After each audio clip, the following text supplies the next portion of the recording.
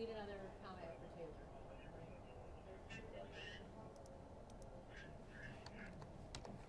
You're good to go. All right, we're good to go.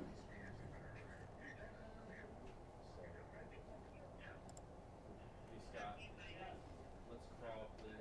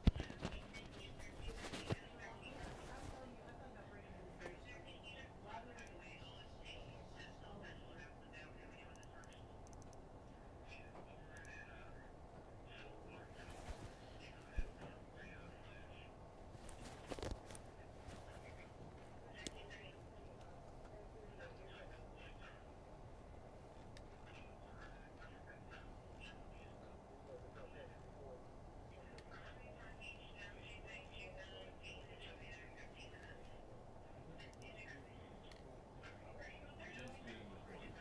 Yes. Amber Alert update. What was the name of the apartment complex? Parkview. Parkview.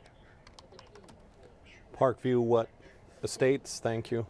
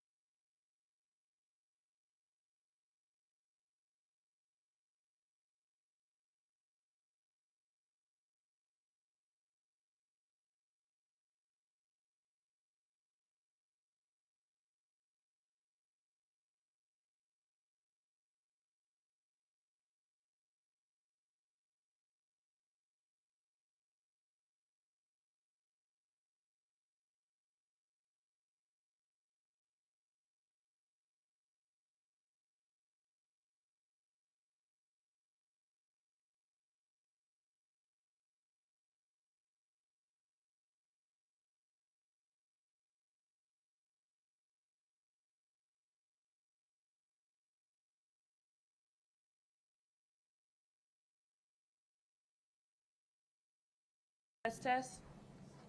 Everybody good? Yep. Okay. You good on the white? Yeah, do you mind waiting on that white for a second? Mm-hmm. Go, Mama.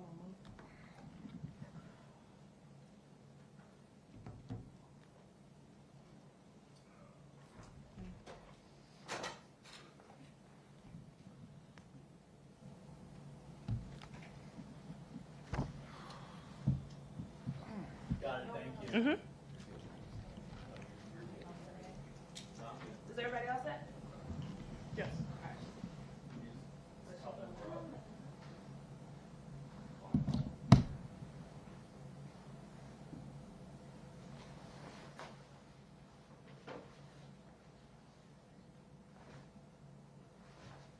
And finally, when it's up here, up, you can raise that. Don't turn around, down, that. Okay, good.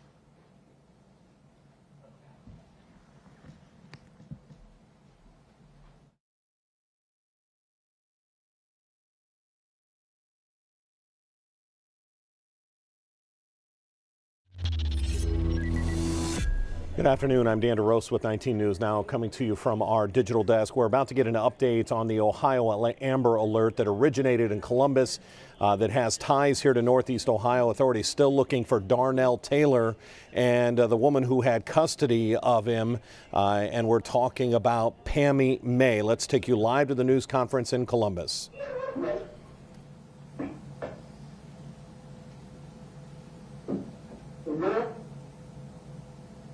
My wife was from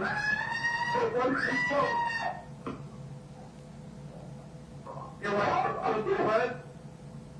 That she killed our foster child. She just told me she killed our foster child. Okay. She just told me she killed our foster child. Where's your foster child? I just got that there when his dad was, he was not here. Okay, what's his name?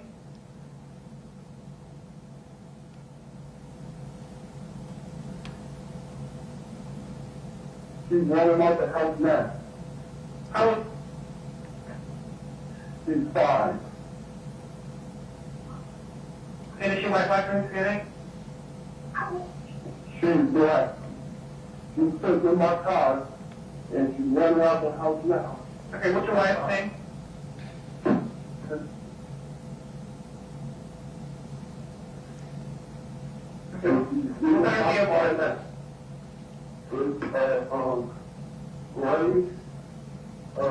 These Cherokees, the license plate is J, J-I-G-G-D.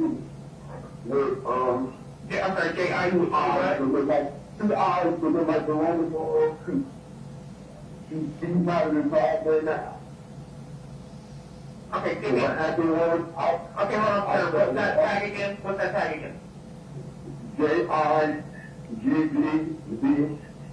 G-G-D, okay. And the 2 eyes that look sort of Roman 2. She's headed towards Los Angeles now. The complete audio recording will be made available to you after this update.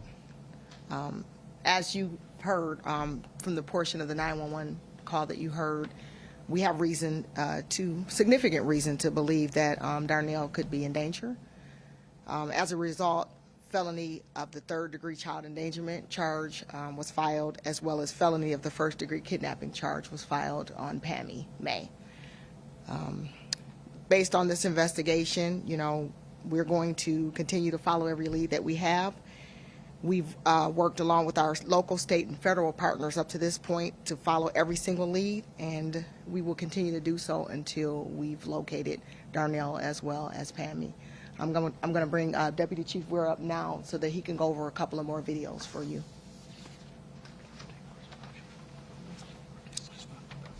Thank you, Chief Bryant. Good afternoon. We're going to talk about a couple of the updates in the case. At the direction of Chief Bryant, we have activated the major case investigative team who are investigating this along with our Special Investigations Bureau and our state and federal partners as well. During the course of our investigation, we wanted to show, as officers were responding to the scene, that 911 call you just listened to came in at 3:03 in the morning. As one of our officers were responding to the scene, they think this is near the intersection of Livingston and Lockbourne. They are driving to the scene. We have what we believe is video of the suspect vehicle passing by our cruiser. They'll go ahead and play it. So those are the headlights as the car is passed. There's no front plate on the car, so that tag was not visible to the responding officer, who of course was responding to an emergency run several miles down the road off Lockbourne and Reeb. So that's kind of sets the stage for then that Jeep traveling north and ending up in the Cleveland area 2 hours later. We have, during the course of our investigation, that is the picture of the vehicle right there with the registration on it. Obviously, we've recovered that. We recovered it at approximately 5:50 in the morning through the help of Brooklyn Police near the Cleveland area. We have been in constant contact over the past about 36 hours with Brooklyn Police and Lindale Police and agencies throughout Northeast Ohio. We are asking for the residents of Northeast Ohio, specifically the people that live in the area of Memphis, 117th, the village of Lindale, the city of Brooklyn, and the city of Cleveland in Northeast Ohio, to look at that picture and tell us if they saw that car anywhere in the early morning hours of Wednesday morning, probably between the hours of 5 a.m. and 6 a.m. If you saw anybody in that car, if you saw them stop at a business, if you own a business, you own a gas station, any kind of carry-out store, anywhere that they might have stopped for a break, if you saw the occupants of that car, please let us know. You can call our tip line at 614-645-2228. And we are actively trying to get more tips about the location and the whereabouts of that car in that early morning hours of Wednesday morning. So I will return it to Chief Bryant. As you can see up on the screen, we just wanted to provide some additional pictures of Pammy May. We want to be able to, if anyone has seen or think they may have seen her, to please, again, contact that tip line. No matter how insignificant of a tip you may think it is, we are pleading for residents to reach out and let us know. We are looking for a timeline. If you've seen Darnell, if you've seen Pammy May for the past week, we are asking again for the public's assistance to reach out and give us that information. That tip line again is 614-645-2228. That's 614-645-2228. I'm also going to plead to Pammy if she's watching this. Pammy, if you're watching this, could you please reach out and contact us? We need to know that Darnell is safe. We are asking you, Pammy, and we need to know if you're safe. Reach out, contact us, let us know that you're okay. We're asking for the public's assistance. We've greatly appreciated the tips that we have gotten thus far, and we've left no tip unturned. If we get a tip, we're going to follow it. Please, we are imploring to the public, if you've seen anything, no matter how insignificant you may think it is, reach out to us and call the tip line, 614-645-2228. And with that, we'll open it up for any questions. Chief, ABC 6 here. I'm Stephanie DeFrey. I have a guys learned anything about her backstory or her history? Does she have a history of mental illness? We're still investigating again and finding out any tips or any leads that may give us insight into why this occurred. So I can't speak to her mental status because we have not gotten anything from any doctor or anything like that. Do we know when the last time is that Darnell was seen by anybody? We're still trying to figure that out, which is why we're asking for people to call in to the tip line and give us any information, no matter how insignificant you may think it is. If you saw him in the past week, please let us know. Chief, sorry, there's a lot of speculation online from people and theories, of course. You know, you're working this investigation yourself. What is your communication like with the husband? You know, is he still a victim, a suspect? Is he cooperating with the investigation? Obviously, with that 911 call, you know, there's a lot happening here. Mr. May has been fully cooperative with us. He has come in and he's answered our questions. So at this point, he's been fully cooperative. You don't believe Darnell's in the area? We have no idea, which is why we are again pleading to the public and asking for assistance. Have you found out if Pammy has any contact with anyone in the Cleveland area? Does she know someone there? Do we know why she drove there? We're still investigating and looking for that information as well. And we're pleading not just to our local community, but to anyone in Cleveland or even outside the state. If you have information, if you saw that vehicle, please contact us and let us know. Chief, I know you've already answered this a little bit already, but you know, I was in Cleveland yesterday, and there wasn't a lot of a police presence there with Brooklyn PD. But is there any way or anything that you know that tipped off police to where the vehicle was and where it was parked and where it was and after it was towed? Do you have any links to what tipped off police to go to that area to find the car? Well, we know that there was a flock camera that hit on the license plates of that vehicle. So the tips that we've been receiving, the technology that we've been using has been very grateful or very beneficial in helping us to be able to locate the vehicle and get the information that we have thus far. But we still need a lot of help. We're asking for the public to please let us know. Do you know if he was in pre-K or kindergarten, or was he in school at this time, Darnell? I don't know that answer, so I can't. Can I ask one more question about the car? Was the car towed, is it back here in Columbus? Is it being looked at in Brooklyn? Is there anything in the car that would lead you to believe that anyone may be alive? Or At this point, we don't have any information regarding that. Obviously, it is part of the investigation, so we're going to do everything that we can to process that. I just want to clarify, you said you want people to know within the last week if they've seen Darnell and Pammy. Is that correct? That's what you said? We are asking for anyone that may have seen anything that could have led up to this. So yes, we're looking for any information, not just from that particular day, but for anything for the week. Thank you. Oh, thank you. Dan DeRose with 19 News as we finish the news conference where we didn't get a lot. I think it's very telling that the Columbus Police Department decided to play the 911 phone call from the husband, from Mr. May. That call was placed at about 3:03 in the morning, yesterday morning. In that phone call, we couldn't make out a lot, but there are the details that we have been playing from the Broadcastify. He is alluding to the fact that his wife woke him up and said that he killed their foster child. Now, we've heard from Child and Family Services, this is not exactly a foster child situation. They are the legal guardians of that child. That's probably splitting hairs. But in the phone call, you hear him refer to him as the foster child and that my wife killed him. You heard her screaming in the beginning of that 911 call. And then he says, she just left. She just took my car while he was on the phone with authorities. So we're going to dissect that. They're going to be releasing that 911 call. I believe our Harry Boomer is going to be on this story. So we'll see what we can hear and decipher in that chaotic phone call. As you can imagine, you've got someone screaming in the background claiming that they have just killed 5-year-old Darnell, and that she is running around the house, and he says something about she's got my keys, she's taking my car, she's leaving the house. So then the big mystery becomes, how does she end up in Cleveland? How does she end up in Brooklyn? More specifically, we heard again, and I'm going to show you the map, that it was a flock camera. These are license plate reading cameras, apparently here at 480 and Tiedemann.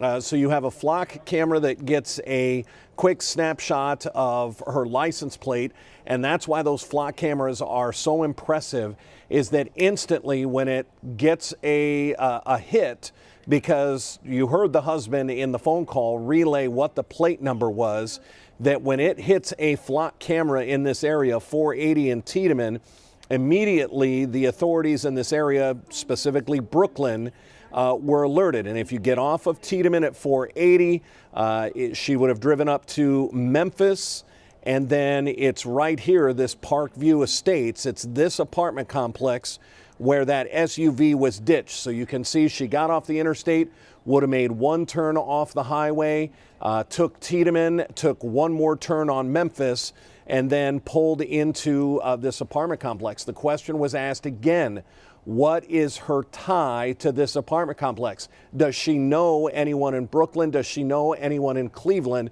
And they wouldn't answer that question. It seems awfully mysterious that at 5:50 in the morning is when the vehicle was found.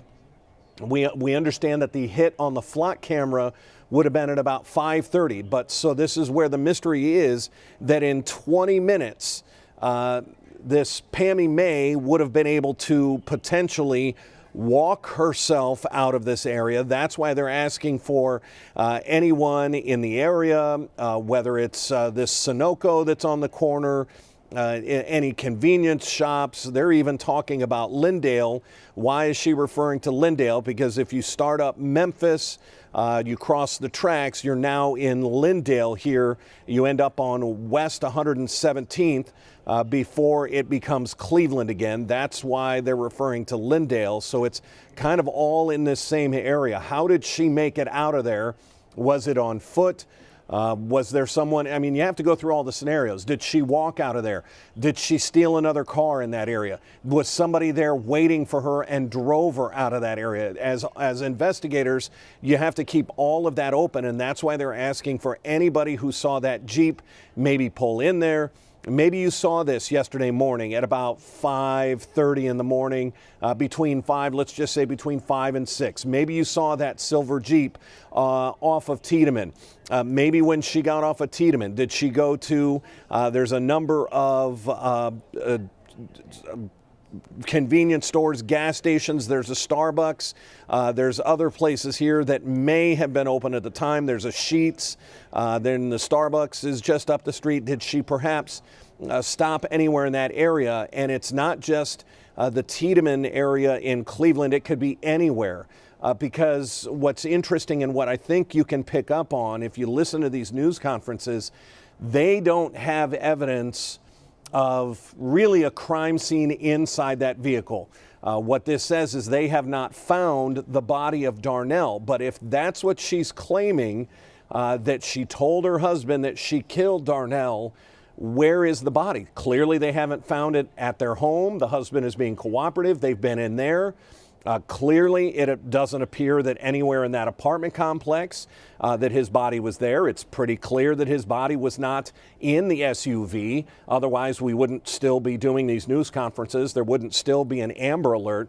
So the question is, where is Darnell, and is he safe? Or are we to believe the 911 phone call where apparently the husband is saying his wife woke him up saying that she just killed Darnell Taylor? It is all a giant mystery.